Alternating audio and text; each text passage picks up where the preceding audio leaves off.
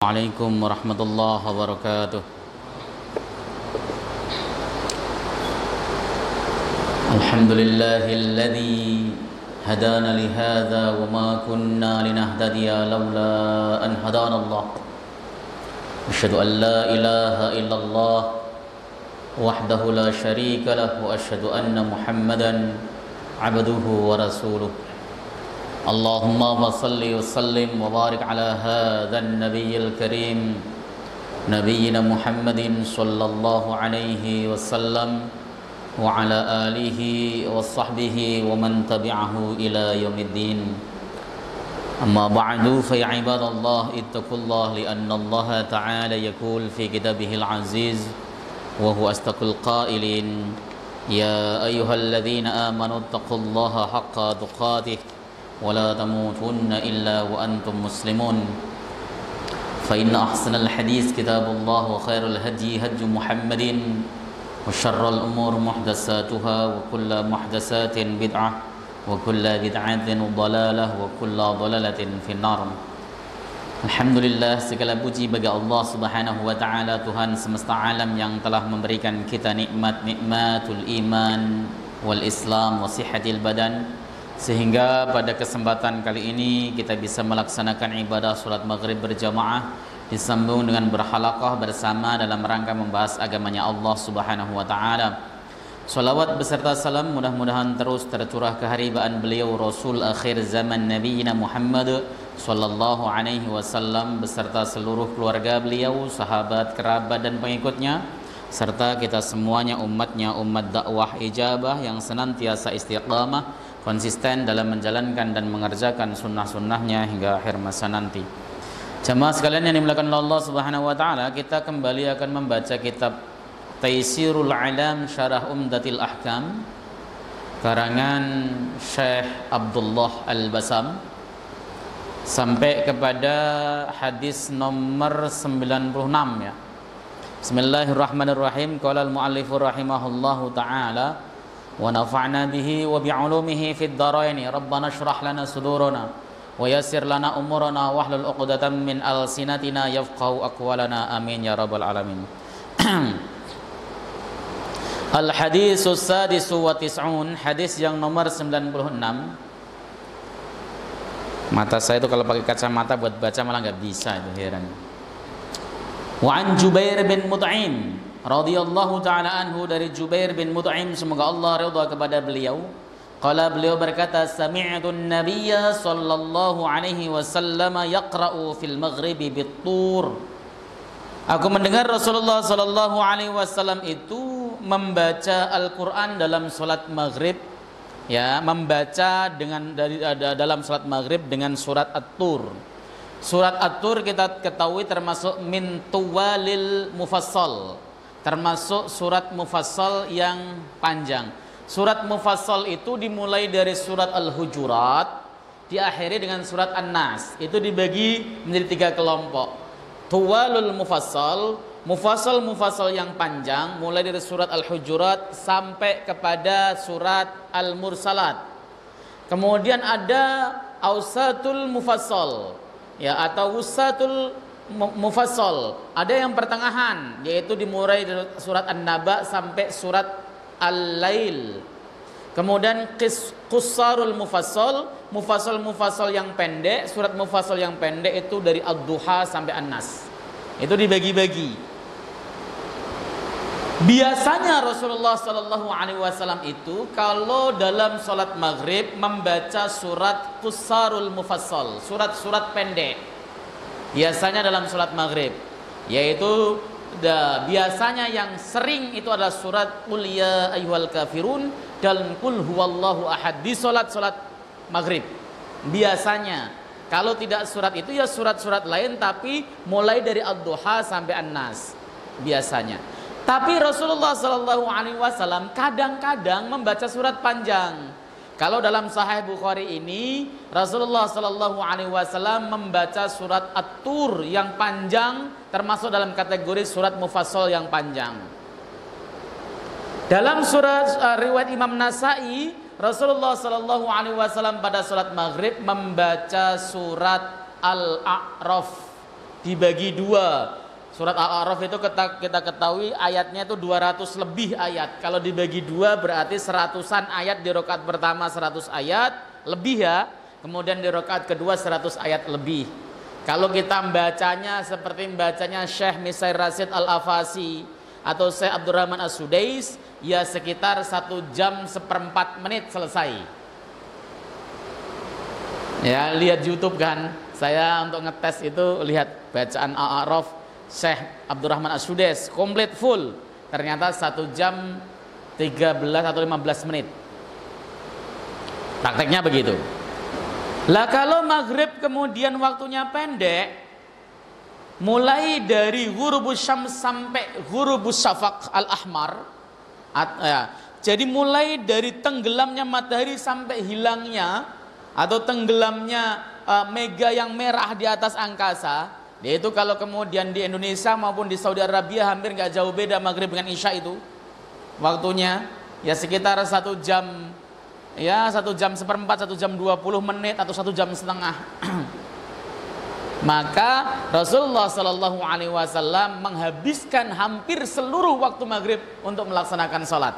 Tapi ini kadang-kadang Nabi melakukannya kadang-kadang untuk menunjukkan bahwa itu jawaz, boleh, nggak terlarang. Jadi suatu saat kemudian kita pengen membaca surat panjang dalam sholat maghrib, ya ndak apa-apa, jawaz.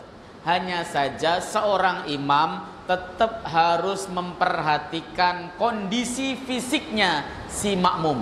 Harus. Jangan suka-suka saya dong, mau saya panjang kayak mau saya pendek terserah saya. Begitu. Ya, boleh surat panjang sekali-kali. Ya, tapi rutinnya Nabi membaca surat-surat pendek pada sholat maghrib. Dilakukan Nabi adalah dalam rangka menjelaskan bahwa itu hukumnya boleh, tidak dilarang oleh syariat. Kita juga begitu. Sebagai orang alim, kita itu harus variatif di dalam melaksanakan ibadah, supaya memberikan pelajaran kepada orang awam bahwa itu boleh. Kalau tidak, maka ketika ada orang alim patronnya ya begitu terus stylenya ketika sholat, ya, maka orang awam merasa bahwa sholat yang benar ya hanya seperti itu. Padahal ada yang lain yang diperbolehkan oleh syariat. Misalnya, ya pada saat kita sujud, ini orang alim, kalau orang awam sih bebas ya. Orang awam kan enggak tahu dalil ya. Kalau orang alim itu tahu dalil, ya. Pada saat sujud, kakinya kadang rapet, ya, kaki itu kadang direnggangkan, kadang rapat, kadang direnggangkan. Kenapa? Untuk menjelaskan pada awam bahwa perkara itu adalah mukhtalaf dan dua-duanya memiliki argumentasi yang kuat, sehingga orang awam tidak kemudian bingung. Orang awam, orang alim harus variatif, tapi juga kemudian jangan rubah-rubah, jangan bingung orang awam lihatnya. Imam Ahmad bin Hambal itu kalau beliau berkurban 5 kali, lalu yang ke-6 beliau tidak berkurban, lalu berkurban lagi, lalu tidak berkurban. Apa tujuan beliau lakukan seperti itu? Supaya menunjukkan bahwa kurban itu hanya sunnah dan tidak berkurban ya ndak apa-apa, begitu loh. Itu tujuannya supaya bisa diambil iktibar, ambil pelajaran bahwa sesuatu yang boleh dilakukan kadang-kadang perlu kita kerjakan. Yang belum berani kita lakukan itu pakai khuf, Pak, pakai sepatu ke masjid. Ya. Silahkan kalau ada berani, kalau nggak diusir sama DKM. Ya, pakai sepatu tiba-tiba bruk ke masjid itu belum bisa kita lakukan. Padahal itu jawaz, boleh dilakukan. Ya. Oke, saya lanjutkan. Makna al-ijmal al-addatu fi salatin Nabi sallallahu alaihi wasallam annahu kana yutilul qira'ata fi salatis subhi. Kebiasaan salat Nabi sallallahu alaihi wasallam itu sesungguhnya beliau sering memanjangkan bacaan dalam salat subuh. Betul. Nabi ketika salat subuh itu sering membaca tuwalul mufassal, surat-surat mufassal yang panjang. Ya, kalau pada hari Jumat, surat Jumat selesai full, tambah surat Al-Munafikun full, atau surat Tabarak, ya surat Tabarak ditambah dengan Alif Lam Mim Sajdah misalnya, itu full. Enggak dipotong-potong Nabi SAW. Kenapa? Yang pertama, subuh itu rakaatnya pendek, cuma 2 rakaat. Yang kedua, orang pada saat sholat subuh itu fisiknya lagi bagus-bagusnya, belum capek, habis istirahat, habis tidur. Kita nggak usah bahas orang yang begadang ya, karena memang kita bahasnya orang yang tidurnya mengikuti petunjuk Nabi, nggak terlalu malam, tidur dia bangun jam 3 sepertiga malam terakhir, tidur sebentar baru bangun, itu fresh orang itu. Makanya kemudian Rasulullah Shallallahu Alaihi Wasallam sering membaca surat-surat panjang pada saat sholat subuh. Meskipun membaca surat pendek, ya tidak apa-apa. Begitu. Tapi kebiasaan Nabi memang kalau sholat subuh membaca surat panjang. Dan juga tidak harus full. Kenapa? Tadi dalam riwayat Imam Nasai, Rasulullah Shallallahu Alaihi Wasallam itu membaca surat Al-A'raf. Dipecah jadi 2, yang separuh itu rakaat pertama, yang separuh di rakaat kedua. Itu menunjukkan bahwa membaca surat itu tidak harus full, boleh dipotong di tengah dengan catatan motongnya bener. Ya maaf saja, orang-orang zaman akhir itu karena memang nggak banyak yang faham isi Al-Quran, dia itu tidak faham min aina yabda'u wa min aina yakifu, dari mana dia harus memulai membaca dan dari mana dia harus berhenti. Pokoknya berhenti suka-suka dia, memulai juga suka-suka dia. Yang lebih repot lagi kalau kemudian membaca, jadi imam dengan membaca mushaf. Kemudian dia dibatasi setiap 2 ayat rukuk dan sebagainya. Itu pasti nganibal ayat, melakukan kanibalisasi terhadap ayat-ayat Al-Quran. Motongnya nggak pas, berhentinya nggak pas. Pasti karena 2 ayat seperti itu. Ya. Makanya kalau saya ditanya, Ustadz utama mana? Baca surat pendek dengan hafalannya, dengan membaca surat panjang dan membaca mushaf? Ya jelas utama yang membaca dengan hafalannya. Kenapa? Rasulullah Shallallahu Alaihi Wasallam sekalipun tidak pernah mencontohkan jadi imam dengan cara membaca, sekalipun. Para sahabat mulia tidak ada yang mencontohkan sekalipun Rasulullah ketika jadi imam dengan cara membaca.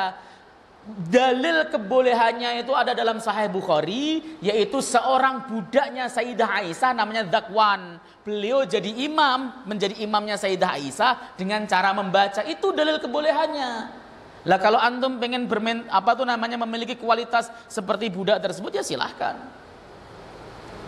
Tapi keutamaannya lebih utama yang menghafal. Kalau apakah boleh? Boleh. Karena itu pernah dilakukan oleh seorang yang namanya Zakwan, dan itu dibaca di depan Sayyidah Aisyah radhiyallahu taala anha. Boleh, silahkan kalau memang mau. Tapi kalau kita bicara utama mana? Utama baca surat pendek dengan hafalannya dibanding dengan surat panjang dengan membaca mushaf. Satu kelemahannya tadi di samping tidak pernah dicontohkan Nabi Shallallahu Alaihi Wasallam dan para sahabat yang utama. Yang kedua adalah dengan membaca itu menghilangkan kekhusyuan. Orang itu tidak konsentrasi pada sholatnya, tapi konsentrasi pada apa yang dibaca. Itu makanya bagusnya meskipun tarawih, wah kita pengen menghatamkan Quran, Ustaz, ya cari imam yang hafid Quran 30 juz. Kita pengen variatif Ustaz, ya silahkan, boleh kok. Ya, hanya saja kurang mulia, kurang utama, begitu saja. Kan sekarang kan memang masanya pada orang itu suka kalau Ramadan terutama mushaf dibentangkan di depannya yang gede-gede, lalu imamnya membaca dan dibatasi setiap 2 atau 3 ayat rukuk, setiap 3-2 ayat rukuk. Itu pasti kanibal terhadap ayat. Jadi tidak tahu di mana dia berhenti, tidak tahu dari mana dia mulai, dan tidak tahu di mana dia harus berhenti. Ini dikecam oleh Imam Nawawi di dalam kitabnya yang berjudul At-Tibyan fi Adabi Hamalatil Quran. Gitu. Oke. Jadi silahkan membaca surat panjang dalam maghrib, dan silahkan dipotong, tapi pas motongnya. Supaya pas motongnya adalah kata Imam Nawawi ketika memulai dari awal kisah, mengakhiri akhir dari akhir kisah. Misalnya antum pengen membaca surat Al-Baqarah, mulai dari pertanyaan Bani Israel kepada Nabi Musa, ya,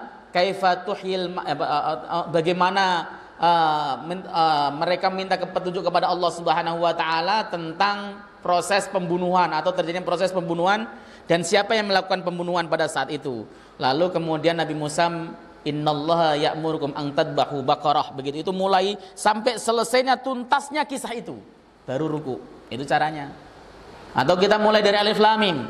Alif lam mim. Misalnya surat Luqman, tilka ayatul kitabil hakim hudan wa rahmatan lil muhsinin alladzina yuqimuna as-salata wa yu'tuna az-zakata wa hum bil akhirati hum yuqinun ulaika ala hudan min rabbihim wa ulaika humul muflihun. Jangan langsung ruku. Kenapa? Itu masih rentetan ayat kisah. Kalau mau ruku, ruku di akhirnya. Apa akhirnya ya? Khalaqas samawati bighairi 'amadin tarawnaha wa alqa fil ardi rawasiya an tamida bikum wa batha fiha min kulli dabbah wa anzalna minas samaa'i ma'an fa ambatna fiha min kulli zawjin karim. Sampai situ. Kemudian lanjutin walaqad ataina Luqman, itu kisah lagi. Mulai sampai ayat 19, ya. Waqsid fi masjika waqdud min sautik inna ankaral aswati la sautul hamir. Sampai situ. Itu namanya motongnya pas. Jangan kemudian kita baca surat Luqman dipotong dua ayat. Walaqad ataina Luqmanal hikmata an yashkur lillah wa man yashkur fa innama yashkuru li nafsihi wa man kafara fa innallaha ghaniyyun hamid. وَإِذْ قَالَ لُقْمَانُ لِابْنِهِ وَهُوَ يَعِظُهُ يَا بُنَيَّ لَا تُشْرِكْ بِاللَّهِ إِنَّ الشِّرْكَ لَظُلْمٌ عَظِيمٌ. Allahu Akbar. Padahal wawasaina ini masuk dalam nasihatnya Luqman, harus ikut. Kalau mau kita motong ayat, begitu loh maksudnya. Apakah sholatnya sah? Sah sholatnya, hanya saja tidak utama. Sholatnya sih sah, nggak batal, tapi tidak utama. Lebih utama, alhaakumut takatsuru hatta zurtumul maqabir kalla sawfa ta'lamun thumma kalla sawfa ta'lamun kalla law ta'lamuna 'ilmal yaqin latarawunnal jahim ثم لترونها عين اليقين ثم لتسألن يومئذ عن النعيم. Sempurna, awal diakhiri, kata Imam Nawawi itu sempurna. Tapi kalau motong ayat boleh ya, boleh. Tadi saya kemukakan boleh dari awal, bukan nggak boleh, tapi mulai dan berhentinya yang pas, itu yang utama kalau kita mengambil keutamaan. Ma yu'khad minal hadis, apa yang bisa kita ambil dari hadis ini? Yang pertama, annal masyru'a wal jahru fi salatil maghrib. Yang disyariatkan adalah membaca keras dalam salat maghrib. Pada saat salat maghrib kita sunnah jahar meskipun salat sendiri. Nggak ada orang misalnya, kita terlambat, kita salat sendirian, ya salat fardu, tetap sunnah jahar. Jangan ragu-ragu, karena itu melakukan amaliyah sunnah. Nggak ada imamnya kok masa lebay sih, tetap sunnah. Jahar itu nggak mesti harus teriak-teriakan. Misalnya kita sholat sendirian juga nggak harus Bismillahirrahmanirrahim, nggak harus begitu ya, cukup Bismillahirrahmanirrahim, Alhamdulillahirabbil alamin, gitu kan. Karena kenapa imam kok suaranya harus lantang? Karena harus menyampaikan bacaannya sampai kepada makmumnya, supaya makmumnya mendengar bacaan si imam, begitu. Tapi kalau sendiri jaharnya ya di bawah itu. Ya, tapi tetap sunnah. Ya, membaca Cahar pada saat salat maghrib. Yang kedua, jawazu italatil qiraah fiha. Boleh memanjangkan bacaan Al-Quran dalam salat maghrib, boleh. Tapi kalau kita melihat rutinitas Nabi Shallallahu Alaihi Wasallam, beliau sering membaca ringkas atau pendek di dalam salat maghrib. Wa yuqassiruha fil maghribi, dan beliau biasa meringkas, membaca pendek di dalam salat maghrib. Wa yatawassatu fi ghairihima minas salawatil khamsi, dan beliau biasa tawassut sedang-sedang. Salat Isya misalnya, Rasulullah biasa membaca surat antara An-Naba sampai surat Al-Lail. Bahkan ketika Mu'ad bin Jabal ditegur oleh Nabi Shallallahu Alaihi Wasallam karena dia mengimami kaumnya dengan membaca surat Al-Baqarah, Rasul mengatakan, afattanun anta, apakah kamu mau jadi tukang fitnah, membuat fitnah? Baca saja surat wasyamsi waduhaha atau wallaili idza yaghsha. Jadi disuruh membaca surat-surat sekelas itu panjangnya. Mulai dari An-Naba boleh. Kalau An-Naba kepanjangan, potong jadi 2. Motongnya dari mana? Dari amma yatasaalun, berhentinya di apa itu sebelum innalil muttaqina mafaza gitu kan. Nah di rakaat kedua mulai dari innalil muttaqina mafaza hadaiqa wa anaba, begitu. Boleh dari An-Naziat, boleh apa saja dipotong jadi 2, boleh, silakan. Yang penting tepat. Ada loh Pak yang motong surat Abasa itu di mana ya? Pokoknya kemudian dipotong, rakaat kedua dibaca mata'an lakum wa li an'amikum fa idza ja'atis shakhah. Itu di rakaat kedua, padahal mata'an lakum wa li an'amikum itu masuk kepada ikut ayat yang di atasnya.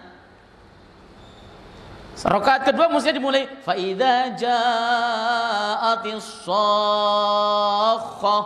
Meskipun pendek ya enggak apa-apa. Itu caranya kita tahu motong. Kenapa? Ya memang kita tahu orang, maksudnya Nabi itu, kalau ada orang yang paham terhadap makna Quran, dia kemudian tidak bertanya-tanya lagi, habis itu apa kisahnya ya? Tapi betul, oh selesai. Begitu setiap satu kali rakaat dia selesai membaca satu kisah. Makanya yang paling enak kan satu surat penuh. Kenapa? Pasti selesai. Satu surat penuh itu nggak ada sambungannya. Baca wadduha, baca alam nashrah dan sebagainya. Hadis yang berikutnya, al hadisus sabi' wa tis'un, hadis yang nomor 97, anil Bara' bin Azib radhiyallahu taala anhuma, dari Bara' bin Azib, semoga Allah Subhanahu wa taala ridha kepada beliau, anna nabiyya sallallahu alaihi wasallam kana fi safarin, sesungguhnya Nabi sallallahu alaihi wasallam ada dalam perjalanannya, fasalal isya'a al-akhirah, dan beliau melaksanakan salat isya di waktu yang akhir. Faqara'a fi ihdar raka'ataini bitin waz zaitun, dan beliau membaca dalam salah satu dari 2 rakaat tersebut dengan surat at-tin waz zaitun. Pendek, padahal salat isya, kebiasaan Nabi salat isya membaca surat pertengahan. Mufassal yang tengah antara An-Naba sampai Al-Lail. Tapi ini membaca Az-Zaitun wat-Tini waz-Zaitun, ini surat termasuk qusarul mufassal, surat yang pendek. Tapi dibaca di salat Isya, itu menunjukkan boleh salat Isya mau surat pendek ya boleh. Tadi tergantung kondisi, maaf ya Pak. Bapak lagi safar, ditungguin bis. Banyak yang ngantri, surat Isya masa bacanya amma yatasaalun sampai selesai, ya kebangetan lah gitu kan. Itu pasti panitianya lah, lebay amat surat Isya panjang amat. Jadi tahu diri jadi imam itu. Atau misalnya lagi ada kegiatan apalah gitu kan. Mau ada kegiatan bareng-bareng. Nah, imam salat Isya ya surat pendek saja. Kayak Nabi Shallallahu Alaihi Wasallam dalam keadaan, kenapa kok dalam keadaan safar? Safar itu kan dalam keadaan kita itu boleh melaksanakan rukhsah. Nabi mengatakan as-safaru qit'atun minal azab. Itu riwayat Imam Bukhari. Safar itu merupakan satu potong dari azab. Orang yang bepergian itu berarti dia merasakan azab, harus nahan pipis, nahan makan, nahan itu dan sebagainya. Nggak enak safar itu. Makanya jangan dipanjang-panjangin ketika sholat. Wong yang 4 rakaat aja boleh diringkas jadi 2 rakaat kok. Ini malah dipanjang-panjangin. Maka Nabi ketika safar membaca surat-surat pendek. Meskipun sholatnya isya. Begitu. Ya.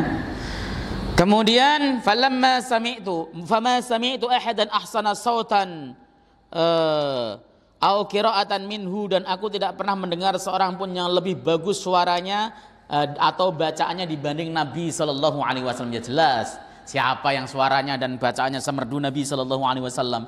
Enggak ada, Pak. Ya. Misalnya wah si Abdurrahman bin Mas'ud Abdullah bin Mas'ud suaranya bagus misalnya, tidak semerdu Rasulullah sallallahu alaihi wasallam. Karena Rasulullah yang menerima wahyu langsung. Itu. Oke, saya baca sarahnya saja daripada saya jelaskan kemana-mana. Suratul Tin min qissaril mufassal allati tuqra'u fi salatil maghrib. Salat Tin itu termasuk salat mufassal yang surat mufassal yang pendek yang dibaca pada salat maghrib. Biasanya dibaca di salat maghrib. Wattini wazzaituni wa turi sinina wa hadzal baladil amin. Laqad khalaqnal insana fi ahsani taqwim. Thumma radadnahu asfala safilina illa. Boleh begitu? Boleh. Thumma radadnahu asfala safilin illa alladhina amanu wa amilu. Karena itu kan wala takif ya, wakaf qabih sebenarnya situ. Tapi karena kemudian di situ wakaf karena karena akhir ayat, maka dia berhenti di situ tapi tidak boleh ruku. Ya. Kalau qiraat para guru kami biasanya bacanya gini. Summa radadnahu asfala safilina illa alladhina amanu wa amilus salihati falahum ajrun ghairu mamnun fama yukadzibuka ba'du biddin alaysa Allahu bi ahkamil hakimin. Itu dibaca Nabi sallallahu alaihi wasallam rutin di salat maghrib, tapi waqad qara'a bihan nabiyyu fi salatil isya. Nabi membacanya dalam salat isya, membaca surat Az-Zaitun dalam surat isya. Li'annahu kana fis safar, karena beliau berada dalam keadaan safar. As-safaru yura'a fihi takhfifu wa tashhilu limasaqatihi wa inaihi. Safar itu dijaga di dalamnya tahfif, keringanan-keringanan, kemudahan-kemudahan. Kenapa? Karena masyaqqat. Ya, masyaqqat dan kesulitan yang ada dalam safar. Maka safar itu yang mudah-mudah saja, yang ringan-ringan saja. Walihada ustuhibba fihi qasrus salatir rubaiyati. Oleh sebab itu disunnahkan di dalam safar untuk meringkas salat yang 4 rakaat. Wa ma'a kaunin Nabi sallallahu alaihi wasallam musafiran, dan karena Nabi sallallahu alaihi wasallam dalam keadaan musafir, fa innahum lam yatruk ma yub'atsu alal khusyu'. Sesungguhnya beliau tidak pernah meninggalkan sesuatu yang yub'itsu alal khusyu', yang membangkitkan dari perkara yang khusyuk. Jadi Nabi sallallahu alaihi wasallam itu meskipun safar, salatnya tetap dijaga kekhusyuannya, tidak asal-asalan, enggak serampangan, tetap khusyuknya dijaga. Suratnya pendek tetapi gerakannya tetap penuh dengan ketenangan, enggak gerusah-gerusuh. Ya. Enggak kebut-kebutan, enggak. Ya, makanya di sini dikatakan wa ikhdarul qalbi ala sima'il Qur'an, dan ya benar, atafnya itu alal khusyu'i wa ihdaril qalbi ala sima'il Qur'an, dan menghadirkan hati untuk mendengarkan Quran. Wa huwa tahsinus saut fi qiraatil Quran, dan beliau memperbagusi bacaannya dalam membaca Al-Qur'an. Jadi Nabi sallallahu alaihi wasallam supaya makmumnya, jamaahnya itu khusyuk dalam salatnya, hadir hatinya, membaca Qur'annya dengan suara yang terbaik. Karena faktanya juga begitu, kita itu kalau sholat suara imamnya bagus, makhrajnya bagus, itu bisa, alhamdulillah, itu bisa menjadikan kita tambah khusyuk. Beda loh kalau sholat, aduh imamnya bacaannya salah mulu, kita malah nggak bisa khusyuk sama sekali, Pak. Kenapa? Merindang-merinding. Aduh, siapa enggak ini? Sahabat. Bismillahirrahmanirrahim. Alhamdulillahirabbil alamin. Arrahmanirrahim. Maliki yaumiddin. Iyyaka na'budu wa iyyaka nasta'in. Misalnya begitu. Itu kan aduh sah apa enggak gini. Ada yang baca juga misalnya bacaannya pelan tetapi mahrojnya enggak pas. Ya. Ada yang bacaannya ngambang semua mahrojnya. Bismillahirrahmanirrahim. Alhamdulillahirabbil alamin. Ini yang mau dinilai yang mana? Ini dari awal sampai akhir ngambang mahrojnya, enggak napak sama sekali ini. Lah kok Ustaz diem saja, lah bingung mau baca, mau benerin yang mana, karena dari A sampai Z salah semuanya. Kalau yang salah satu kan enak kita benerin, kalau salah semuanya kita kadang-kadang bingung, ini gimana benerinnya, akhirnya repot. Ya, ada yang bacanya ya sebanyak lah gitu kan. Imam yang model-model seperti itu tuh nggak nyaman kita itu. Saya terutama pribadi ketika bermakmum dengan seorang imam itu tidak pengen berpikir bahwa imam tersebut salah. Itu mengganggu kekhusyuan betul. Ya dinikmati saja bacanya sambil mati sambil dengerin gitu kan. Jangan kemudian wah takut salah. Kalau takut salah kita nggak bisa khusyuk. Lah, cara kita supaya khusyuk pada saat mendengarkan bacaan imam gimana? Dengarkan dengan seksama, kemudian maknai bacaan imam tersebut. Imam baca surat apa sih? Ya, kemudian dimaknai. Dalam hati kita misalnya paham bacaannya. Ini tentang ayat azab, tentang ayat masalah memerintahkan kita beramal saleh dalam hati kita. Ya, kita selalu menyebut meminta kepada Allah Subhanahu wa taala mudah-mudahan bisa dimudahkan dalam amal saleh. Kan begitu Rasulullah. Rasulullah mengajarkan kepada kita ketika membaca ayat dalam Al-Quran dalam sholat ya, membaca ayat tentang surga kita disuruh minta surga, membaca ayat tentang rahmat kita disuruh minta rahmat. Ketika yang dibaca tentang azab kita diminta untuk perlindungan, diajarkan meminta perlindungan dari azab, kan seperti itu Nabi SAW mengajarkan. Begitu, itu yang bisa menghantarkan kepada kekhusyuan. Makanya tadi ya betul-betul harus bagus. Makanya ini salah satu pelajaran dalam hadis ini adalah ya istihbabu tahsinis sauti fil qiraah walau fis shalah. Disunahkan untuk memperbagusi suara bacaan Quran meskipun di dalam salat, li'annahu yab'atsu 'alal khusyu'i wal hudur. Ya, atau sesungguhnya itu bisa membangkitkan kepada kekhusyuan dan hadirnya hati. Ya seperti itu. Apalagi kalau kemudian imamnya ndak bacanya pelan banget, nggak kedengeran. Wah, apa yang dibacanya sambil kita nguping-nguping nggak kedengeran. Itu pentingnya. Baik. Ya namanya kalau kita belajar Quran, Pak, satu guru itu beda pengucapan. Kalau karena saya itu orang Demak asli Demaknya pakai shot. Ya, maka sanad qiraat saya pasti lari ke Kudus. Ya, lari ke Kudus. Orang Kudus itu kalau baca shot harus monyong. Ihdinas siratal mustaqim. Begitu kan? Kalau baca shot, ya. Harus begitu kalau baca shot. Baca qaf harus nyeklik. Ya. Ihdinas siratal mustaqim siratal ladzina, harus nyeklik orang kudus. Kalau enggak nyeklik kurang kudus itu. Ya. Tapi kalau kita berkiblat di misalnya qiraatnya di Mesir, ya. Itu shot itu enggak mesti harus monyong. Ihdinas siratal mustaqim atau qaf enggak harus nyeklik. Ihdinas siratal mustaqim. Cukup. Itu perbedaan itu biasa. Kenapa? Ya dulu mungkin orang Kudus kalau nggak nyeklik itu kayak kaf. Nah, kalau orang Arab asli kan enggak. Bacaannya juga santai. Bismillahirrahmanirrahim. Alhamdulillahirabbil alamin. Begitu orang Arab asli. Indonesia tidak. Bismillahirrahmanirrahim.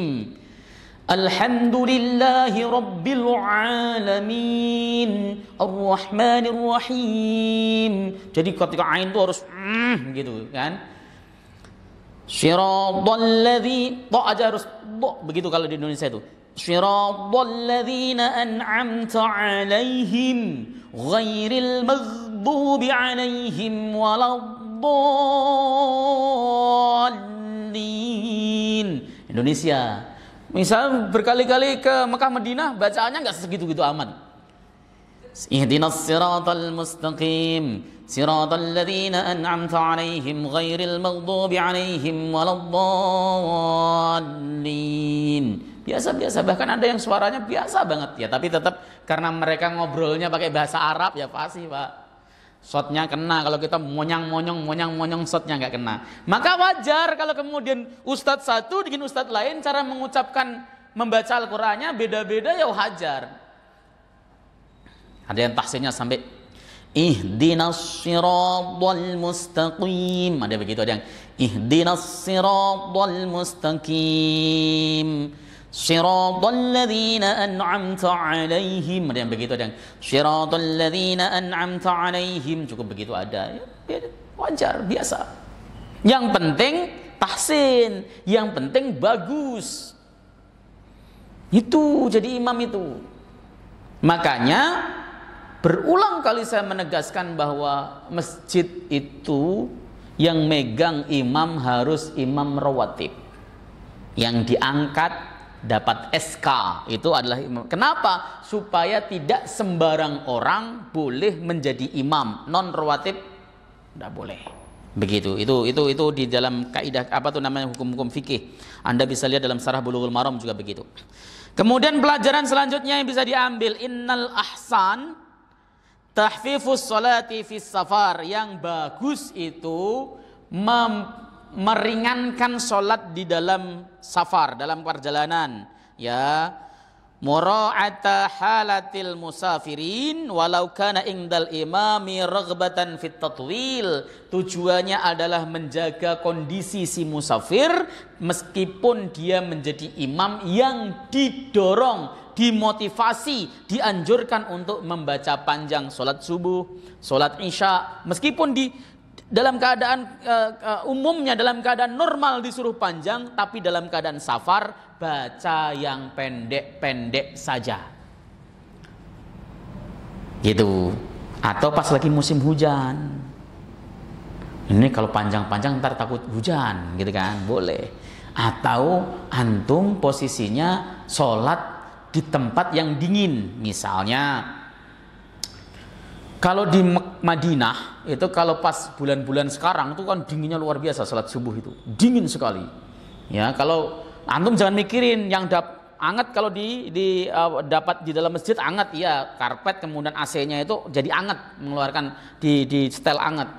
Tapi kalau di luar masjid itu menggigil betul loh Pak, serius, apalagi habis wudu ya lari-larian begitu misalnya kan, dapatnya yang nggak ada karpetnya di luar, langsung nginjek keramiknya, dingin betul Pak. Makanya di sana biasanya pas musim-musim dingin itu imamnya bacanya pendek. Saya sholat subuh di sana pas musim-musim dingin itu bacanya biasanya wal 'asri innal insana lafi khusrin illa alladzina amanu wa 'amilus salihati wa tawassaw bil haqq. Begitu, pendek-pendek yang dibaca. Tapi kalau pas lagi cuacanya enak dan sebagainya, bacanya panjang seperti itu. Itu namanya imam tahu kondisi. Lah kalau kemudian nggak tahu kondisi, bodo amat yang di luar. Yang penting kita di sini anget, baca sepanjang-panjangnya. Yang di luar bisa ambruk beneran itu. Karena Madinah itu kalau lagi musim dingin itu bisa sampai 11-10 derajat. Itu serius, dingin sekali. Oke, 2 hadis saja yang saya baca. Ada yang ditanyakan? Silahkan.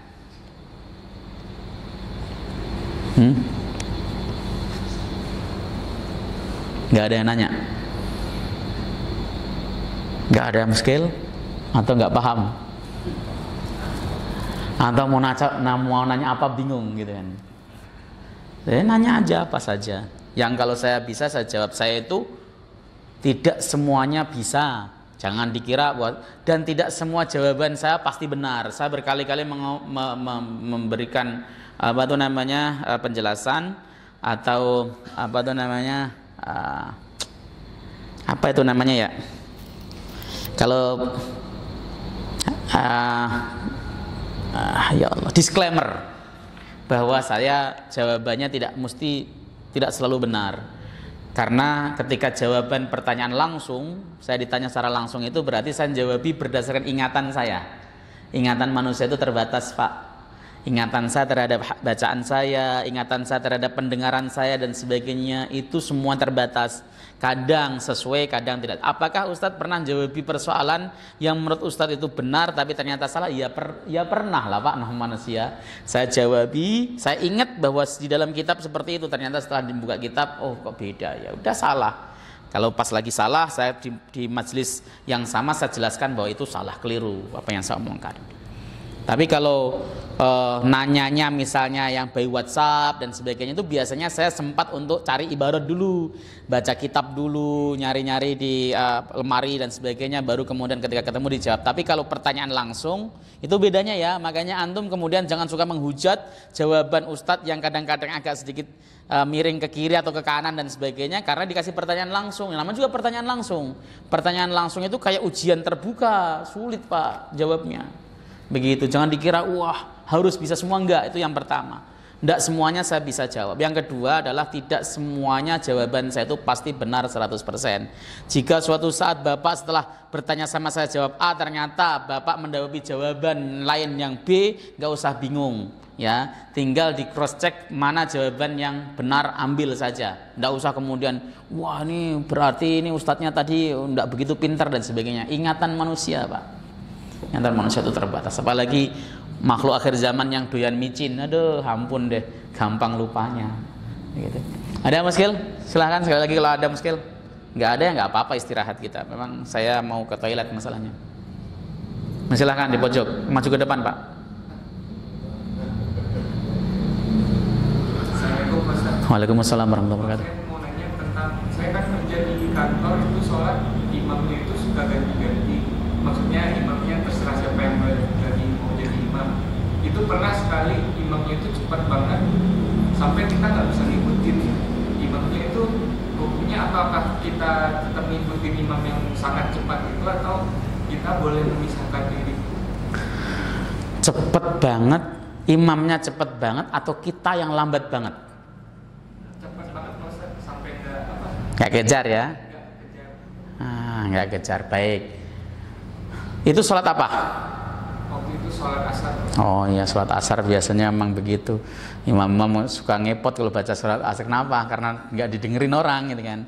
Itu sering Pak kayak gitu. Bagaimana caranya? Ya kita kalau mau ikut tidak masalah. Yang penting kita makmum muafik. Makmum muafik itu makmum yang kita takbiratul ikhram, imam takbiratul ikhram, kita bisa ngikut takbiratul ikhram. Setelah itu kita baca Fatihah baru iyyaka na'budu wa iyyaka nasta'in. Kok dia ruku, kita teruskan bacaan kita. Shiratal ladzina ihdinas siratal mustaqim shiratal ladzina an'amta 'alaihim ghairil maghdubi 'alaihim waladdallin amin. Allahu akbar misalnya ruku kita kan, dia kok sudah sami Allahu liman hamidah, udah mau sujud, enggak apa-apa kita ikuti sami Allahu liman hamidah rabbana walakal hamd Allahu akbar sujud. Seperti itu boleh kalau mau muafik. Masbuk juga boleh. Yang penting jangan ketinggalan 3 rukun tawil atau rukun gerakan. Jangan sampai. Misalnya antum masih berdiri baca Fatihah, imam sudah duduk di antara 2 sujud, nah itu tidak boleh. Ya, Anda bisa langsung ruku, ngikuti imamnya.